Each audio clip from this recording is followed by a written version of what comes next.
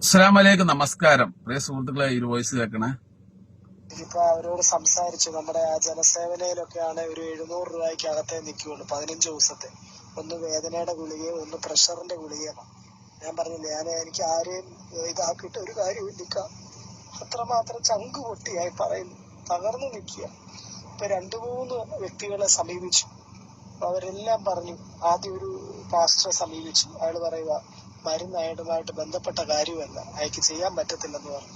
വേറെ 1-2 പേരോട് ചോദിച്ചു. അവർക്ക് പറഞ്ഞു പൈസ ഇല്ലെന്ന് പറഞ്ഞു. നമുക്ക് പൈസ വേണ്ട, ഈ മെഡിക്കൽ സ്റ്റോറിലെ ഈ സംഭവം മതി.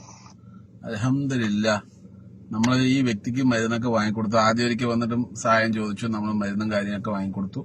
വീണ്ടും അതേപോലെ ഒരു പ്രശ്നം പറഞ്ഞ് പിറ്റേ ദിവസം വീണ്ടും വന്ന് വീണ്ടും നമ്മൾ വാങ്ങിക്കൊടുത്തു. അൽഹംദുലില്ലാഹ്, അതൊക്കെ നിങ്ങളാണ് കേട്ടോ. നമ്മുടെ ഗ്രൂപ്പിൽ നിൽക്കുന്ന ഓരോ നന്മയുള്ള മനുഷ്യരുടെയും സഹായമാണ്. വളരെയധികം സന്തോഷമുണ്ട്. തീർച്ചയായിട്ടും നമ്മുടെ ഗ്രൂപ്പ് ഒരുപാട് മനുഷ്യർക്ക് തണലായിക്കോട്ടെ. എല്ലാവരും നമ്മുടെ ഗ്രൂപ്പിലേക്ക് വരിക.